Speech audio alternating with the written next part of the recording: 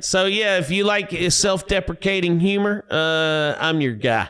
Yeah, and we'll see you. We'll have to link up down the road, man, and see how much more weight you lost. Yeah, it's always the same. Yeah, all right. 0 pounds. Or hopefully not additional.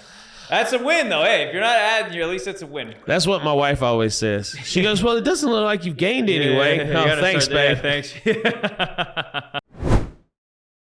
I'm really excited to bring this episode to you as I'm trying to bring a different and more lighter approach to some episodes here. So comedian Mitch Burrow stopped by the podcast studio in Miami prior to doing a show to chat about life, culture, and comedy. So let's do it. Too many days in the darkness without a glimpse of the light.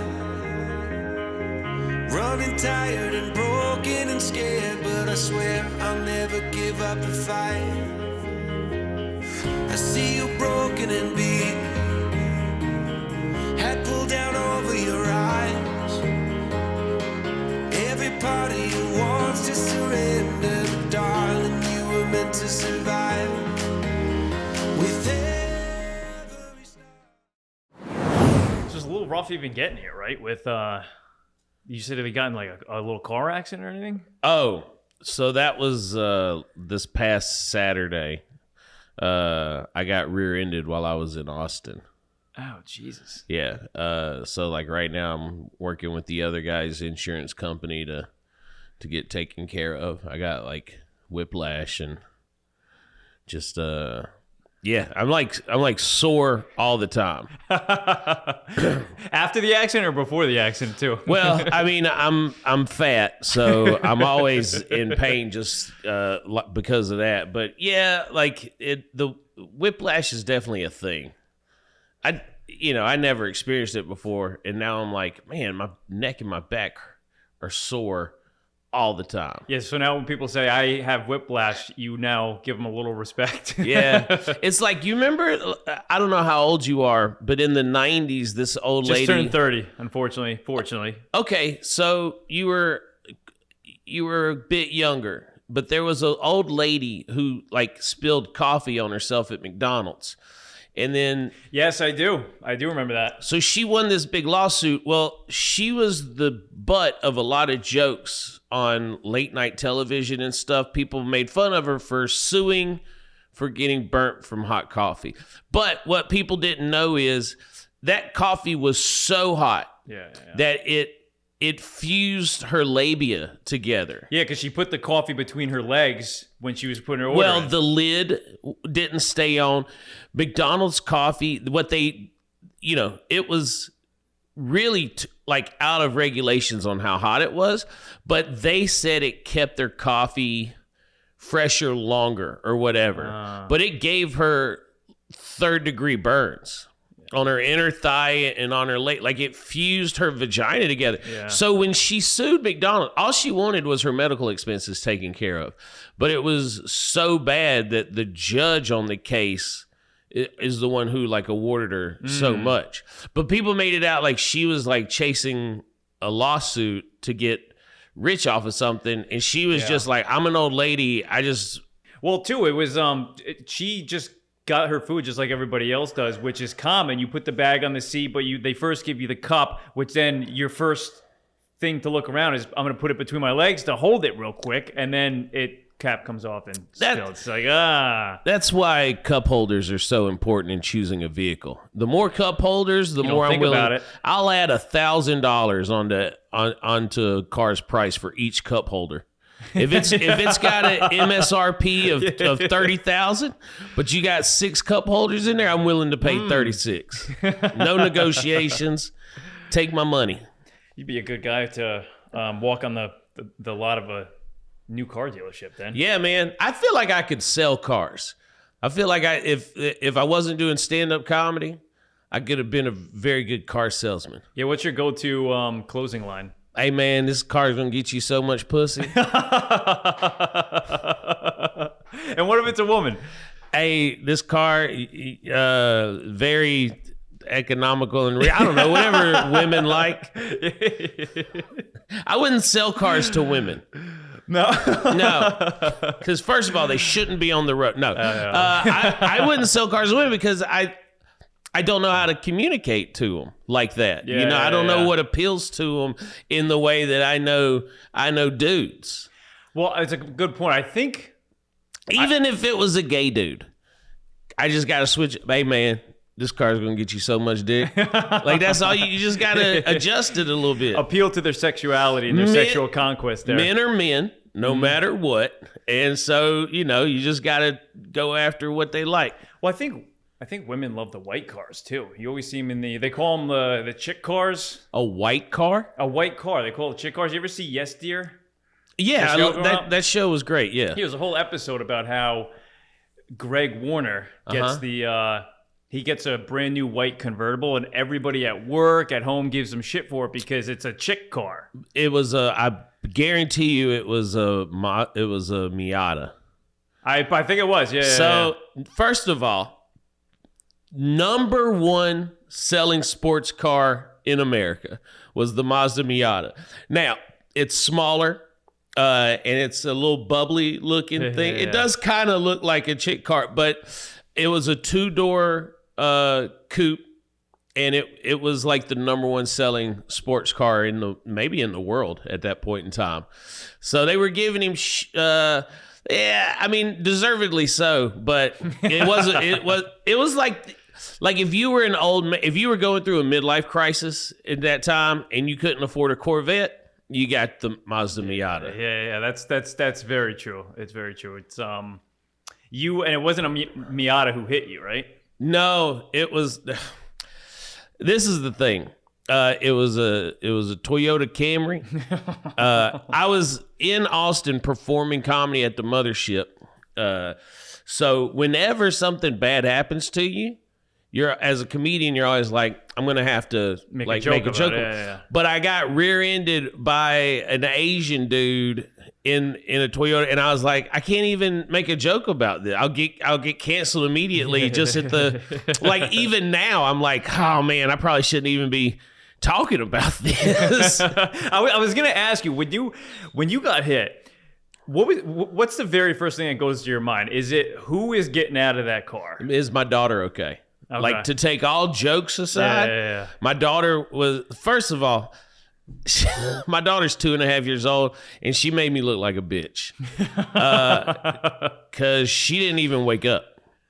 Really? But she's in a 5-point harness, child seat. Do you know how whiplash actually happens? It's pretty interesting. This is why children have the rear-facing car seats and stuff. So whiplash is when you drive naturally, your head is off of the seat, So when you get rear-ended, your head initially slaps back and then goes forward because it's not resting against the thing. So the child, she's asleep. She's already leaning back.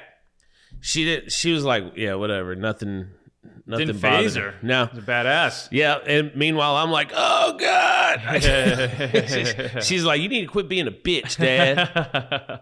So what was the guy's demeanor? Because I'm always interested in the person who causes the accident, how, quick they are to, blame others. No, man, he was so apologetic. Oh, he jumps out and he was 100% on his cell phone because the first thing he said was, I'm so sorry, I wasn't on my phone or anything like that. I was like, oh, so you were on your phone. And then the first thing he says is, I wasn't doing this. Yeah. It's exactly what he was doing. He's like, hey, man, I'm not on cocaine. I wasn't on my phone. All right, give me some of your cocaine and put the phone down. But then the second thing he actually said, just a really considerate person. He was like, you don't have any kids in the car or anything, do you? I was like, I got my 2.5-year-old is in the car. He's freaking out. I was like, hey, man, you got insurance? Relax. Everything's going to be okay. We didn't call the cops. I've been in a couple accidents, so I know kind of what you got to do to take care of things or whatever. So By the way, it sounds like I'm an ambulance chaser. I've been in a couple. I've dealt with this. I slam on brakes in front of cars all the time. But I was just like, hey man, you gave me your insurance information. They'll take care of it from here. Like you don't need to worry or freak out or anything. So like we didn't call the cop. We just pulled over to the side of the road. When you get rear-ended, it's 100% their fault. So I was just like, it's okay, man. Don't. Well, and that happened in Austin? Yeah, it did. Because if that happened here, 99% of the time, no insurance. Neither person has insurance. And most likely, the person who caused the accident probably doesn't even have a license, believe it or not. And when they hit you, they get out. It's their fault. They have no insurance. And they're coming at you immediately. Yeah. Why did you do X, Y, and Z? And everyone in Miami who's listening to this can probably resonate exactly with what I'm talking about, because the frustration, you get out, it's not your fault, but you're the one checking on the other person. Mm-hmm. But then they're coming at you. And then eventually you start chatting and you end up on Only in Dade. Have you ever heard of Only in Dade? It's it's Dade County. So it says Only in Dade meeting. I was a big Trick Daddy fan. I know Dade County. I knew exactly where I was coming. Continue with the Only in Dade thing. Yeah, it's really an Instagram page that shows everyone who gets into fights, bar stuff, whether it's anyone doing anything stupid in Miami-Dade County, they send their videos over to Only in Dade, and Only in Dade posts them. There's like a couple million followers, but it's crazy because they also help heighten the Miami-Dade reputation, because everything that's posted on there is chaotic. You got cars on fire, people doing the stupidest shit possible just to get on Only in Dade too. And then you got it's like intentional sometimes. Sometimes it is, yeah, and that's why people pull out phones. This city's probably the quickest city to pull out a phone just because of Only in Dade. Is this a city where they block off like a intersection and do donuts in their cars and stuff? Like, yes, and someone gets hit. yeah, and you have the bikers and ATV people that they'll probably, I'd say about like 800-900, like teens and early 20s, will actually all get together, bicycles, ATVs, dirt bikes, and go quadding on the highways and on the streets, like Biscayne Boulevard, right when you came there. Every once in a while, you'll just see a couple hundred of them just going like they're in. Those are my people, by the way. I grew up on motorcycles and four-wheelers and stuff. So when I see them doing that, I'm like, hey, you don't have any trails or anything out here, so I get it. Yeah, just get out there. Yeah. I don't know why the cops got to make such a big deal. I had a crotch rocket when I was like towards the end of the Marine Corps. So this is like early 2000s. I feel like everyone's got a crotch rocket in the Marine Corps. Right? I mean, that's motorcycle that's what you got to do. Because you're not crazy enough. You know? You retire, go to Sturgis every year. But dude, I would get on that thing and pop a wheelie going about like 55 and ride it all the way up to 90. And so I get what they're doing. It's fun. You're young, you're dumb. You don't realize that death is a possibility, so you're just out getting a rush. Yeah. But I mean, you saw. Look, I'm 43. I haven't lost that. You saw what I pulled up in. Yeah. Little. That's a 4-wheeler or a 3-wheeler. It's a 3-wheeler. So it's technically a motorcycle. It is correct. Yes. Yeah. So it's called it's a Polaris Slingshot. And it's lime green. And the whole way down, I said, hey, Siri, play Trick Daddy. So I'm just listening to Trick Daddy songs coming down here because that's what I know Miami is. Yeah. And I saw you when I was going down my elevator. I looked outside and I just saw this green... I saw the green slingshot. I mean, it is it glows. Yeah, even the rims are green. Even the rims are green. And I'm thinking to myself, I'm like, that like tourists must be like thinking they're in South Beach or some shit. You know what I'm saying? And then you text me, you're like, oh, I'm in the valet. And I'm like, are you? And I walked out, and as soon as I seen that shit, I was like, that is definitely Mitch. Well, I was telling you earlier, I initially was getting like a Jeep Compass, like a small SUV for my wife and I. And when I showed up, I see this this car cover, and I'm like, dude, I think that's one of those slingshot. And I told him, I was like, man, that's what I should have rented. And he was like, yeah, I can't put it on the website anymore. I was like, dude, I would have got that. And he's like, well, if you want to just do it, between, you can cancel your Turo and I'll just, send me some money. And I was like, okay. But the funniest thing, he goes, but if you need to call your wife and check with her, I was like, no, she knows who she married. And I tried to trick her. That's funny. I tried to trick her when I got it back to the hotel. We were walking through the parking garage, and the slingshot was parked over to the right. And as we're walking down, I start walking to the left, and she just goes, "That you got that instead, didn't you?" No idea. Yeah. She knows you. She was like, "That's you got that." I was like, "Yeah." She's like, "Are you out of your mind?" I was like, "Yeah." I was like, "We're in Miami. Yeah. The weather's beautiful. It's lime green. Why would I not get this thing?" Everyone thinks that. Well, it is. The weather is beautiful, but everyone thinks that until they don't realize it rains once a day, and they end up getting caught in the rain.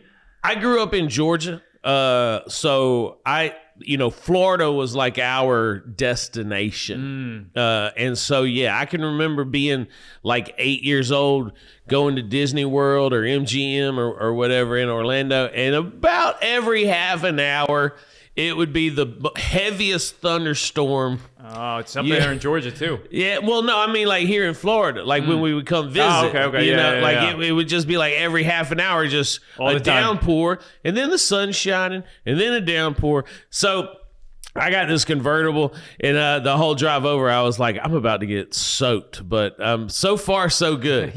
Yeah. No, you lucked out. Now on your way back, you're still rolling the dice. I don't mind this kind of weather though. I lived in Seattle for 7 years. It rains all the time there, man. Yeah, but it's not a good rain. It's cloudy 9 months out of the year, and then it's like a mist. It's not. I always say the rain, the weather in the South is passionate. Like when it rains, it comes. You got to pull over sometimes because you can't see. Oh yeah, it's a thick rain. It's thick. It's like a sheet. It's just falling down. And in Seattle, it's just like, nah. I'm just like the weather. I'm kind of like, I think I want to rain, but I don't know. and it's like that 9 months out of the year. Now, June, July, and August, the most amazing place you could ever live. Gorgeous. Really? Great weather. Great, like the temperature is great. Yeah. In the summertime, June, July, and August, amazing. But the other 9 months, it sucks. You want to put a bullet in your head. That's the why worst. I think it is the capital city of the country of suicides. I think it's Seattle. It might be. Yeah. Either that or San Francisco because they have that awesome bridge. Yeah. People have survived that, though. How could you not want to jump off of that? It's amazing. And anyone who's ever survived said as soon as their feet left, they regretted it. Yep. Which is very interesting and very sad to think too. On their way down, they've already regretted something they probably can't take back. For the majority of people who, it's just like, shit. Well, you got the GW on the. Up in the Northeast, on the direct opposite side of the country, people do the same stuff. Really? Yeah, the George Washington Bridge. Huge attraction for suicidal people, which actually they have a whole net now. That's why, look, I don't know what the most instant way to do it is. I guess maybe a gunshot. But if you're going to kill yourself, you got to do it you got to expedite it. Because you don't want to take pills and then be like, oh, God, what did I do? And then you're getting all high. And the time when you're most paranoid is when you're high. So then you're like, oh, I'm probably going to go to hell now. I shouldn't have done this. There could have been time. And then you start trying to throw up. And then you're regretting it and then trying to get out of it. Now, you ever hear of seppuku? Huh? You ever hear of seppuku? It's what the ancient samurai used to do to kill themselves, where they stuck the dagger in their stomach, and then would pull it to the side and basically bleed out from the stomach, which would take some time to bleed out. It's you're just in agony for that point. But it was wasn't ritualistic. That wasn't because they were sad. That was because they dishonored it was more of an their honor nation or whatever. That if you watch sumo wrestling, the judges or the referees or whatever, they still wear that dagger in their outfit.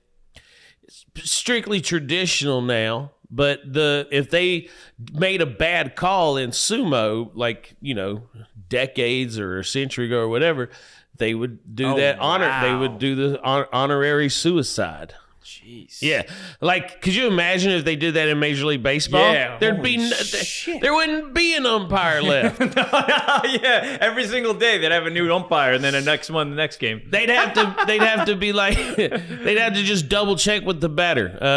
What do you think? Was that a strike or a ball? Okay, just wanted to make sure. Yeah, and I'm glad we're like chatting about this too, because next month is or November is Men's Health Month with Movember, which like a lot of times suicide starts getting chatted about. And last year I did a really good podcast with Movember about men's health awareness and suicide, and then we both talked about our the people we knew that committed suicide in the past, and like the episode became like very dark. Yeah. It was very good, passionate wise. It was very good, but like it became very dark, and I was like, do men resonate with this? You know what I'm saying? Is this going to resonate with men? And I feel like you being in comedy too, you probably know a lot more about this than I do, which I'm hoping you can help me a little bit with this, because I feel like what resonates with men is more things with comedy, with making fun of things. We're able to kind of like feel it and then like express our feelings through like making fun of things. So like a lot of times too, people don't understand, like when we're joking about like things like suicide and stuff like that too, we're still like honing in on it. Well, it's how you're dealing with it. It's your therapy with it. Like some people may grieve through crying or shutting themselves off, and some people are trying to make light of a situation to not feel as depressed as they would about it. I've only had one joke about suicide, I think. Well, no, that's not true. Today or in total? On stage, it was about a statistic, which is that between men and women, when men commit suicide, they usually will use a gun or something like that. Women typically commit suicide by taking pills. Yeah. And that's because they care about it being an open casket. Because guys don't care at all, I guess. 100%. They're worried about how they are going to look, which is crazy, because if they were that pretty, they probably wouldn't want to be killing themselves anyway. So that's the only suicide joke I ever did. Jesus. But I mean, did it hit with the crowd? Nope. Yeah, I was gonna say it'd have to be a whole crowd of men. Yeah, I feel like, yeah. Who are your or a bunch of good-looking women? Yeah. True. Who is most of your crowds? Is it like different every single time, or when you step on stage, it's usually about the same? No, it's always, well, here's the thing. I'm not famous enough yet to have my draw. I don't have people all across the country who are like, oh, I can't wait to go see Mitch Burrow. So it's beneficial in one way, because I think when some comedians get to a certain point, they can say just about anything, and because the audience are such fans, they're going to laugh along with it. Because jokes have a certain timing and people know when to laugh. When you're not famous and you're going up to perform in front of people who don't know who you are, you gotta be like funny. Switch gears? No, you gotta be palatable to everybody. And so for me, being from the South, growing up a little more conservative based values, which as I've gotten older, things have changed or whatever, but trying to tell jokes to people who ideologically were probably very different from me, in Seattle when I was first starting out was a great exercise in writing, because I had to figure out how to stay true to myself and be funny while entertaining people pretty different from me. Yeah. And I did that for 7 years before moving to Los Angeles, which is, it helped me out a lot, because I'm still able to be me, this guy from the South that was in the Marine Corps, but also appeal to just about any audience that there is. I feel like you're speaking my language right now, because I'm like right in the middle of that right now, where I'm like trying to like speak about a lot of different like issues, humanitarian issues a lot of the time, you know what I'm saying? But from my perspective and from what I see and what I've experienced myself, but a lot of times, you know, people have different perspectives on different issues, and it's trying to like execute on it. You know, you have that idea in your head, you think it's like a really good idea, but then it's executing on it. So when it lands, it hits the way you intended it to hit. Yeah. And it's tough because you have it in your head, even you write it out or you put it out in your mind, or even you practice by yourself. But then when it actually comes time to hit, it's, you know, you really realize how different people are. What I have found for me, what works, like as far as like telling jokes, it's funny because when you're doing jokes, you can write something out, but then when it comes to getting on the stage and performing it, that's the only time you're ever gonna know that it's ready. Podcasting and stuff, it's a little bit more interesting because you don't have instant feedback. Yeah. So you know, you do a video, you post it, and then you start getting comments on YouTube. Yeah. Like a week or two later from when you actually recorded it, and now you're like, oh, that was taken completely out of context or whatever, you know. Whereas when you're doing stand up and you say something, you might like really offend somebody, and in that moment they shout out to let you know, hey, I didn't like it. And so now you have an opportunity to either just go like, hey, my bad, or, you know, jokingly kind of steer it back to where you want to go.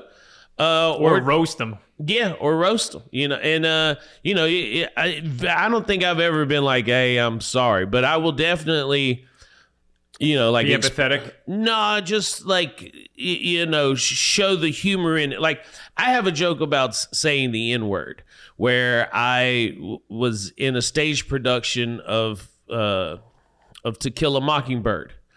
And there's a lot of N-word in that. Well, yeah. So I was Bob Ewell, who's the bad guy. And the gist of the joke is I said it 6 times while I was on stage. It was only in the script 3, but the character kind of took over, right? Yeah. That's So here's the thing. When I was actually in the stage production, after the show, people would come up to us and people would tell me what an amazing job I did.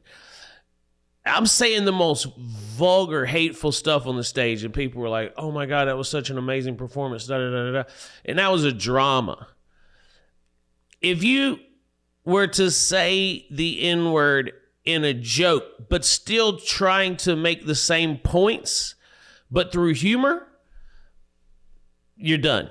No one wants to hear it. Even telling that joke where I say that I said it, for the most part, everyone thinks it's funny. But every now and then, someone will comment, you shouldn't be saying that. And it's like, look, when it was in the form of a drama, people loved it. And now that I'm telling you that I did it in a drama, but I'm doing it in a funny way, now you're like, oh, you can't do things like that. Comedy is such an interesting thing because you can do so much. You can do so much social commentary through comedy. But we've moved into a place where people are very sensitive about things. And I don't want to talk about cancel culture. I'm talking about art and how it's received. Because people are more than welcome to be offended by anything that they want to. And no one gets canceled. People get canceled and then they become more and more successful. Yeah, I know. That's the irony in it. But so take Chappelle's show, for instance, really great commentary. And even going back, Blazing Saddles. I don't know that you could have that movie now with the way that it is, but the social commentary on that, they had all these people saying the N-word so much and being so bigoted and racist, and it was a comedy, but what they were doing was making fun of the assholes through that. I mean, they were using the language that the assholes use, but they were showing how ignorant they were. Now, I don't know if you're familiar with Shane Gillis. Yes. So, all right, he got fired from Saturday Night Live. He was hired, and then before he even did a show, he got fired because he had Matt and Shane's secret podcast. They were doing an episode where they were talking about ignorant old white men when the Asian people first started immigrating to America and starting Chinatown, how, if they were like living in those neighborhoods, how they must have been reacting. Making fun of not the Asian people moving into town, but the old ignorant white men. And they used the language that those old ignorant white men would use. So then someone took those clips and just cut it out, no context, of Shane saying like ethnic slurs against Asian people. And it was funny the way he was making fun of these old ignorant white people. But because it was comedy and not drama, the social commentary was removed and people just said, oh, you can't say those words. Whereas Clint Eastwood does Gran Torino using the same kind of words, but showing an ignorant old white man in the form of a drama. That social commentary is okay. Which I think like we've kind of moved somewhere in our culture now where you're not allowed to learn or teach through comedy anymore when it comes to issues like that. Which is some of like the greatest forms of communication, really, honestly. Like Chappelle does a really good job on a lot of jokes with like getting a point across metaphorically. He talked about the one rapper who The Baby. Yeah, that was a really good line where he used a slur about somebody who was gay and everyone went after him. Meanwhile, he actually shot and killed a guy in Walmart and no one cared. That was such a good bit. And you've got a couple actually from, I think like 2017 that I saw that was really, really good, where you talked about racist stuff and honed in on very truthful points that, by the way, resonate. As a comedian, anytime says, you did something several years ago, you're always like, oh God, here we go. Like what, how horrible is this thing that you're bringing up right now? No, it's in a good way though. Because that's like Kevin Hart had his dumb tweets about beating up his son if he was gay or whatever. Oh yeah. And it was like 10 years before, and they were like, yeah, we got to fire you from hosting the Oscars because you made a joke 10 years ago. 10 years ago, yeah. That was funny. But again, it's like, what is the statute of limitations on someone's sense of humor? And I think that's a very good point. The statute of limitations, though, to be fair to both sides, I think that the problem that some people have with the teachings through humor is, and it's the same reason Chappelle quit the Chappelle show after 2 seasons.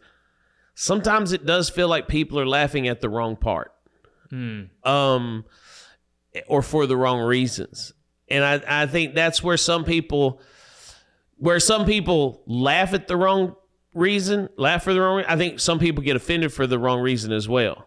But it's the same reason, like it's just as wrong. Yeah, they think that you're making fun of the victim in this, as opposed to making fun of the person who is doing the bad thing, or making fun of the situation, so we can realize how ridiculous it is to feel this way. And I think that's kind of where we're at. Is we gotta decipher the meaning of the context of what someone's saying. Yeah, and especially to such a high level too, because I'm sure everybody around certain jokes gets a little here and there, but then you have some that just like it like takes over them, where they end up shouting at you at stage, or like, because that's almost like Twitter in real life. You know, when I post a video and get a comment or something like that, like I could take a second or anything like that, but you in real life, you're on stage. That is literally Twitter in its most live form. Well, and two, I think some people get tired of having jokes written about them by people who aren't part of the community. Like, yeah, for sure. At this point, how many straight white men need to voice their opinion on the trans community? You know, I mean, it's like, really, and we still listening to what we got to say about it. You know, it's just anything and everything.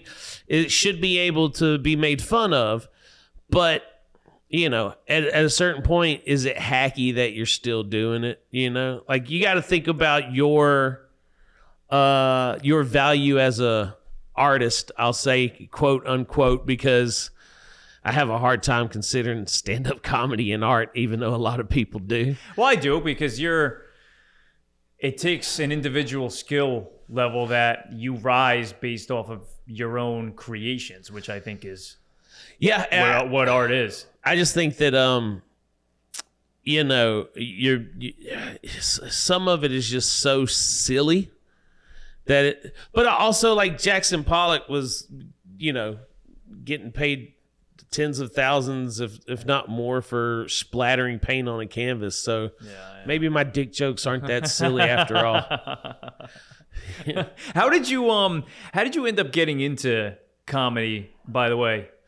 So after I got out of the Marine Corps, I was working out at Edwards Air Force Base, and I had a pretty decent drive to work, so I would listen to either Opie and Anthony, who were based out in New York, on satellite radio, and they had Patrice O'Neal. Jim Norton was the third mic all the time. Rich Voss, Louis C.K., Bill Burr. This is the early to mid 2000s, so before any of these people were huge.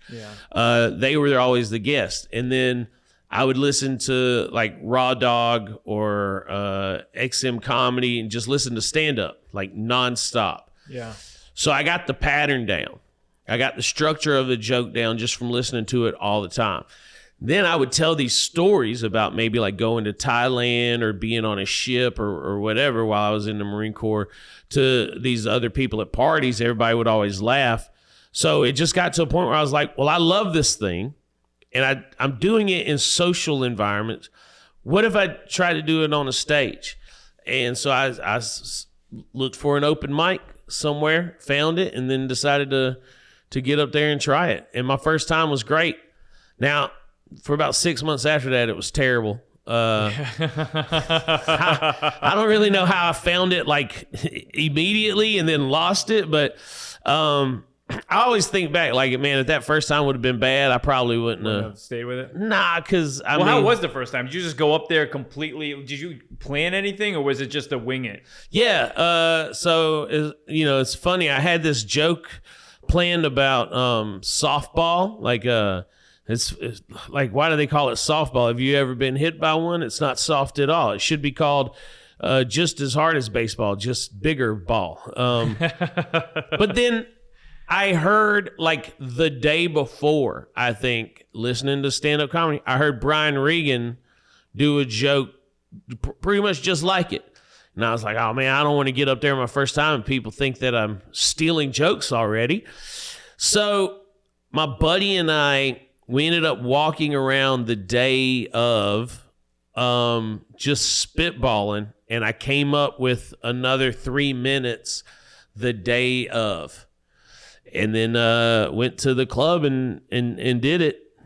And afterwards, the guy was like, hey, give it up for him, everybody. That was his first time. Da-da-da-da-da. Later, I'm walking out into the parking lot, and a group of guys like starts approaching me. And I was like, oh, shit, I'm about to get beat. Yeah. And they go, hey, man, was that really your first time on stage? And I was like, yeah, it was. And they were like, shh, you got to keep doing that, man. That was great. And I took their advice. I just kept going. Were you how nervous were you the first time? Were you drunk at all? Did you have to Well, I had a couple beers, a couple shots of tequila or whatever. Like I wasn't like Slinging it, yeah. you know. But I had a nice little relaxed buzz going on. And then, you know, I would continue to drink for years, doing stand up. And at a certain point, I was just like, I need to like not rely on this. And so I started making it a point to not drink until after I was done performing. And now I do a little bit of both. It depends. Like when I go to Austin, I'll usually have like 4 or 5 shows in a night planned. So I'll start at like 8:20 will be my first show. And then I'll perform until 11:30 at night. And so... Were we talking like 20, 30 minutes each? Like 15. Okay. Do a 15-minute spot here, run to this place, do a 15-minute spot, run here, do a 15-minute spot.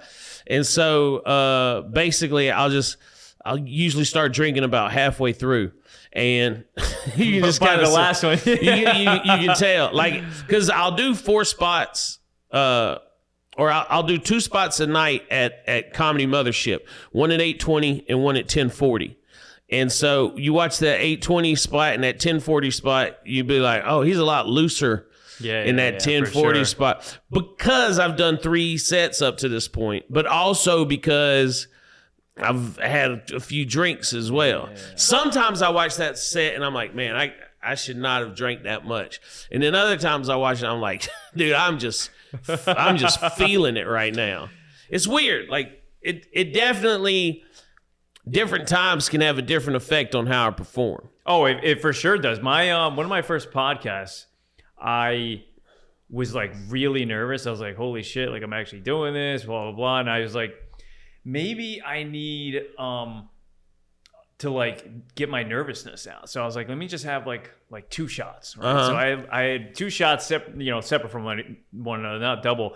And I was like thinking about it, and I was like, shit, like I'm starting not to be able to like really think of what I need to say, because a lot of the issues we talk about, like it's fact based, like I need to know, have a good background, have a sense of like what actually is to be able to bring to the table, you know what I'm saying? And I was like, shit, I was like, I'm not sure if I'm going to be there at this point. I'm relaxed a little bit, but like, am I agile? So then I was like, let me just have like some Red Bull. Oh, so, Lord. So you're doing the legal equivalent of a highball, which is cocaine and heroin mixed together. I know. And then I like chugged nervously half a can of Red Bull, and then I was like, holy shit, I'm even worse than I was before. I need to go take an Adderall. Yeah. It was so bad, but now I need a cold brew. But I went basically through the same mindset that you did, where like after that I learned maybe what worked, what didn't, and then eventually down the road I was like, all right, I need to be able to do this like without really anything outside other than just like food and water to be able to really go. And now like here and there I'll have some caffeine and so, but I also do the same thing you do. I try to align the podcasts where they're like back to back to back to back, because by the end of maybe your second or third in a row, you're like on point. Like, everything's hitting smooth, you're comfortable, but you're motivated and going through. And I try to do the same thing where I line multiple podcasts up, because by like my second or third guest in that day, I am so comfortable, I'm warmed up, and things are just hitting. I feel like I'm on a really good in the level. zone. In the zone. Yeah. Now, are you doing multiple podcasts today? I am not today. I had a guest scheduled for this morning, but at 9, so it's going to be back to back, but we ended up rescheduling until next week because I wanted it to be in person, not on Zoom, because I love the in-person podcast, because there's just so much better. Plus, like, if the internet goes out too, like, there's a little bit of delay, and the in-person podcast you can't beat. I have a friend who does a radio show on Sirius XM, and she had me do a Zoom with her, and it was just the worst. There was a delay. Yeah. I was like, I hope this doesn't even go up at this point. Like, I've been there too. I was like, let's just wait until I come to LA and we can record it together in person. Like, it just messes it, the timing and everything. Yeah, it does. I had only one time I had the internet really go out, where it was going out probably every 3 to 4 minutes. Yeah. And on a Zoom, and it was with a CEO of a nonprofit that basically works mainly domestically in the United States, but they also do some contractual work like in Africa.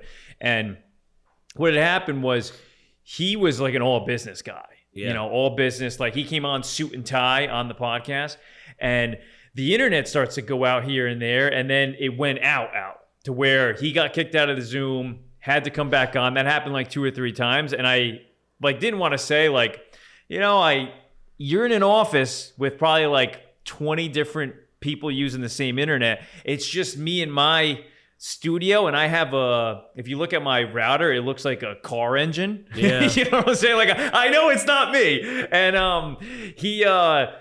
I didn't want to say that to piss off, because you get pissed off, because he was like sweating bullets, and I was like, my man, I'm the one that's going to be editing it. Yeah. You just keep going. Like, it'll be perfect the way it comes out. But he was sweating down his face on the Zoom, and I was like, I got to start trying to get more in person, because the Zooms are quick and easy to record and edit, but they just don't hit the same. Yeah. And when shit messes up, the timing is off. Way off. You talked about your router. Now your internet here in this building is this DSL, or is it cable or fiber optic? Fiber optic. Man, I just switched to fiber optic, and it is incredible, like the upload speed. Mm-hmm. And that's why I changed it, because I record videos and I post videos. And if you're posting like an hour video, it'll take like 6 or 7 hours to upload at 3 to 6 whatever bytes per second or whatever it is. But when your upload speed, I don't know why it takes fiber optic to be able to do it, where your upload speed is the same as your download speed. It's like 300 whatever. Where are you uploading it to? Which like platform or site? Like YouTube or? I'll do it to YouTube or something like that. But when you're using fiber optic, it's it's very quick. It's great. Well, I have that plus the Alienware laptop, which is meant for recording gaming. It's mainly meant for gaming, which means it can take on a lot of graphics, a lot of sounds, and a lot of editing, and it's meant for uploading. I would never get anything different than this. Everyone lives and dies with the MacBooks. Yeah. But Alienware, it's expensive. But the way I treated this first, when I was still learning on how to edit and make posts, and I was uploading so poorly with this, the way like I was even uploading so much video and music that was cut out, but it was still part of the video, so it's still uploaded within the memory of the video. So a video that was like 7,000 megabytes really could have only been 3,000 megabytes. I was still uploading it, and it was still so quick because it was so good. Alienware, most people don't. I mean, it's usually like Windows or MacBook, which Alienware is Windows based, but I would go with this any day of the week. Dude, this is a great studio spot that you got, though. Like, I know like the camera's not catching it right now, but I like your LED neons. Yeah, thanks. Those are great. I tried to order some myself, and I don't know what happened, but I ordered it through Amazon, and it ended up getting canceled. But those are, I mean, that one seems, the on air seems like generic. You could buy that when it's pre. You can, and my friends actually got me that for my birthday. Okay, that one's good. And then Let's Do It. Was that another one that's No, that one I custom. That is custom. Yeah. So that's what I was trying to do, was a custom order. And they wrote me back later. They're like, yeah, we had to cancel your order and give you a refund. But I want something like that behind me in mine, so that it like, I just think they really changed the look. Yeah. Yeah. And another thing, like LED lights, just like in the background, to give your room like a kind of a tinted glow. That's it's so funny. Like, you think, all right, I'm doing a podcast, content, got to make sure guess what? Everything's video now. it better look good. It's got to look good. It better sound good. Got to look good. And it better look good. It's so saturated. It is so saturated with people like uploading content that like you have to be professional, stand out, you know? This would be interesting to watch. It might get to the point though to where people are like, ooh, look at this like homemade It's a full circle. 720 p like quality. This looks like this might have been recorded on an old VHS tape. Like because things just circle around. They do. And things come back to being back in fashionable. Yeah, somebody might eventually be like, this is try hard, you know, like I'm tired of seeing this high quality content. Let me see something raw. No, the studio took I measured every single inch of this studio, and every single thing that you see here was measured like 20 times. It's including the map behind me. Really? That was such a project. It's insane. Well, you're a perfectionist, it seems like. You tend to like want to make sure things are done at a certain quality and level, where that was always my downfall with releasing content is I always question everything like, is this good enough to put out? And then I just eventually wouldn't put anything out. Where going up on stage and performing, I'm never like that. No? I'm always like, yeah, this is gonna be great. Yeah, That's the way you got to be, though, because I've been the same way where you're like, so is this going to be good to put out? Because I am a perfectionist. The amount of time I spend doing stuff and then not posting or posting taken down right away, but you know, you got to put it out there.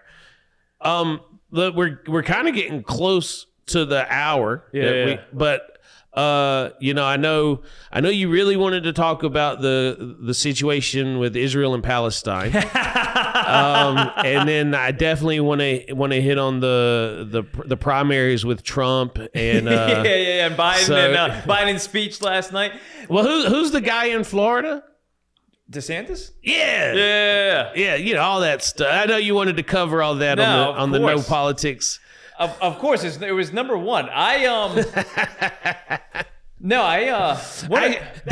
actually meant to start it like that to just be like, okay, now before you started recording, you said you were telling me your thoughts on Israel and Palestine. Go ahead. Oh man, no, I tried to touch on that issue last week on one little. You can't. It doesn't matter which side you say you support, or even if you.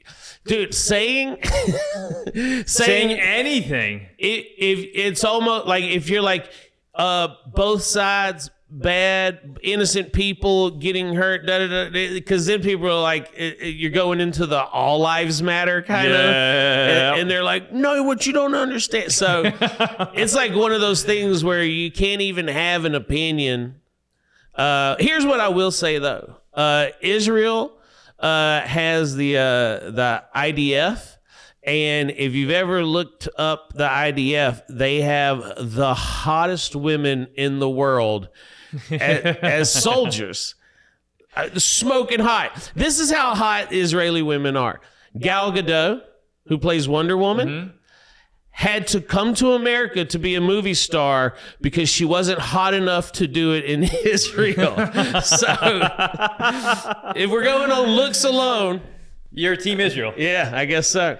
Well, now before we wrap, I wanted to ask you too how that transition, because I know a lot of friends that I know and a lot of people that I know are right in that area, and you've been there, done that, and have now are in your own realm of climbing the ladder in the field that you want. And I've been there as well before I got into the podcast, where you work you military, right? You're in the Marines, you get out, you're probably at that point going, all right, now I got the whole rest of my life to me. I'm going to work a job. I'm going to do X, Y, and Z, everything that the military has told you, or in a lot of people's cases, the college has told you. You get into a job, and from your website, I literally read from it, you started working a manufacturing job before realizing it sucked. And a lot of people, I feel like, resonate with that where they are right now. And there's like that little like voice in their head of like, maybe I should do this, maybe I should do that. Yours was comedy. And I want to get from your perspective, really, that transition from that moment where you realized your job sucked to now where you are now, that very first step in thought and then turning it into an executable action? Well, all right. So I've just transitioned a couple different times. And what I will say is that you can't be concerned about money. I had a job where I was a manager at Boeing, and I was making over $100,000 a year. I had amazing medical benefits, but I was just miserable. And it wasn't Boeing's fault. It wasn't anything like that. I just wasn't doing what I wanted to do. And I just worked to a point where I had cleared off debt and saved up enough money where I felt comfortable to leave, which wasn't much. I know this is going to sound like a lot, but I saved up like $20,000 to $30,000 so that if I wasn't able to find work immediately, Yeah, you could sustain. But in my comedy career at the time, I had gotten to the point where I was working every club in my regional area. And I was going to headline at smaller clubs throughout the country and do festivals throughout the country. And I would have to take time off from my day job to go do that.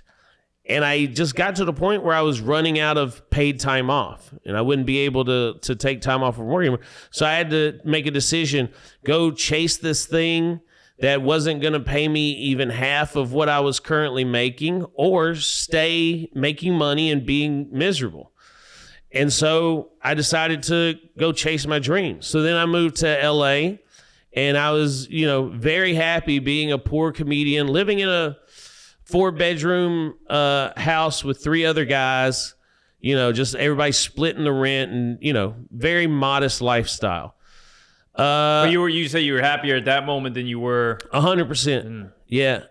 Met my wife, who at the time was working at the Comedy Store, and during COVID, we ended up deciding we wanted to have a baby. And once things just kind of like started coming back from COVID, and my daughter was born, this is where I start freaking out about money again. And so I left doing comedy full time to go back and work on airplanes, to where once again I'm miserable. But but I'm finding a good, healthy balance now. Like I have Austin is a few hours away, Dallas is a couple hours away.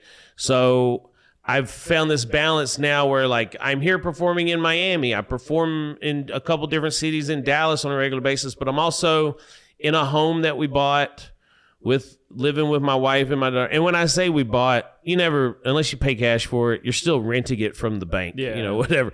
But we have a mortgage and a 3-bedroom house and some dogs. And, we have a nice, regular American life. And then also, I go and do comedy a couple times a month on the road. And my wife gets to come with me sometimes. When I go to Austin, I take my daughter with me. We have a babysitter down there. My wife stays. Oh, that's cool. Stays where we live because she works on the weekends for her pastry business. And then I take my daughter down there. And, me and her, she's 2.5 years old, but she gets to hang out with Daddy down in Austin. That's cool shit, too. And you said you're what, 42? I'm 43 now. 43, yeah. That's fucking sick that you're still you're going after it full time like this, Yeah, full swing. It's like, so I thought I was gonna quit. I thought I was like really depressed and just kind of over the whole industry. And so when I took this job, I told my wife, I was like, I don't care where it's at. I don't have to do comedy anymore. And then about 2 weeks into living there, I was like, I got to do comedy. So I ended up having to travel and figure out how to work these clubs. But after doing it for 16 years or whatever, like once I got to a club and performed, they were like, hey, let us know when you're able to come down. You perform anytime. Come back, yeah. So, now my schedule kind of permits me to do it, once or twice a month down in Austin, where I go down, perform Friday and Saturday at probably the best comedy club in the world right now, Joe Rogan's Comedy Mothership. And then, once a month I'll perform down in Dallas or something as well. So I'm not getting as much stage time as I was in the past. But the fact of the matter is, after 17 years, I don't need to be going up on stage every single night. I can tell myself jokes in the car. Like, I just talk to myself, and if I kind of make myself chuckle, I'm like, okay, that's a good one. Like, I know what works now. So for the most part, I can prepare new material and it be pretty close to being ready before I even get on stage. Just do it once or twice and be like, okay, this works good. Change this a little bit or whatever. But I don't need the stage time constantly to be prepared when I get up. Well, I love that, what you hit on, where you said when you were working that job too, that it wasn't like the job's fault. Like, you knew it was just you're unhappy. Yeah. It wasn't the job, because when a lot of times I feel like people, they get on that, I myself was guilty of this myself, getting on the train of like blaming the job. I'm going to get another job. I'm going to get another job, trying to find that fit where eventually you found with comedy, because at the end of the day, it's usually just us. It's within us. It's like most jobs are kind of the same. They're all very shitty, very shitty. And it doesn't matter how much money you make. But again, I know there's people living in poverty. So like certain numbers that you say, people are like, I wish I made that much money. But statistically, they've said like the point of happiness monetarily is $75,000 a year. And if you make that, it doesn't matter how much money you make after that. Yep. That's kind of like your baseline for so I know there are people that make $40,000 to $50,000 a year, but honestly, a lot of those people are a hell of a lot happier than the people who make $75,000. And I'm not even going to pretend that money can't buy you happiness. If I hear some millionaire talking about that, I'm like, okay, well then just give me some of that then. If it ain't buying you happiness, because it will buy me happiness. Yeah. Because it buys you time and comfort. Like there's a certain level of comfort where. Here's the thing. It's all about living within your means. In Los Angeles, there are multimillionaires who are living a life not much different than someone who makes $30,000 or $40,000 a year, because the more money they got, the more debt they got. And no matter how many nice, pretty, shiny things you have, if you're in debt because of it, you feel that stress. So, you buy a house where you have a $10,000 a month mortgage, or you're driving cars that cost you $4,000 a month or whatever. Sure, you have all these nice, wonderful things, but your bank account's still sitting at zero the whole time. You might be a millionaire, but you're $3 million in debt. Yeah. So, no matter how much money you make, you'll never be happy unless you're making the right choices. Yeah, living within the means. Yeah. So... Well, thanks for that, Mitch. I appreciate that little insight there. That's the finance tip of the day. That's cut your credit cards up. Stop going in debt. Ride the bus. Don't buy a car. You got that little snippet in. I am not a financial advisor. Please do not take into account where they do at the end. No. Listen to me. I'm a financial advisor. Do not get in debt. Yeah, no, for real. Yeah, for real. No, that's. I don't need a degree. I don't need what is it? What's the business degree? A CPA. I don't need to be a CPA or whatever to tell you don't get in debt. Yeah. That's the best. That's the best advice you get. Yeah. Don't get in debt. Finish school. Most people would love to be broke, but they're not broke. They're in debt. They're below broke. Yeah. That's what sucks. Yeah, man. Well, good luck on the show tonight, man. Hey, are you gonna come? Can you give us a little insight into some like a little joke, because it's gonna air after the show? So can you give a little like a little joke here or there? Yeah, I'm sure I can think of some. Oh yeah, because this always works great on a podcast. The stand-up comedy on a podcast is great. No, so I talked about being in the Marine Corps, but I've gained a lot of weight since I got out. Here's the worst part about being fat is I have been the same size for about 5 years now. But still, whenever I run into somebody that I haven't seen in a few weeks, they'll always come up to me and they'll be like, damn, Mitch, you look good, or are you losing weight? And then I'm just thinking, how fat am I in your memory Oh, Jesus. that every time you see me, you're just like, oh, that's not as bad as I recall. Not as bad as last time. Yeah. I mean, really, it's just still the same.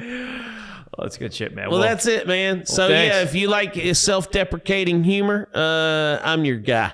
Yeah, and we'll see you. We'll have to link up down the road, man, and see how much more weight you lost.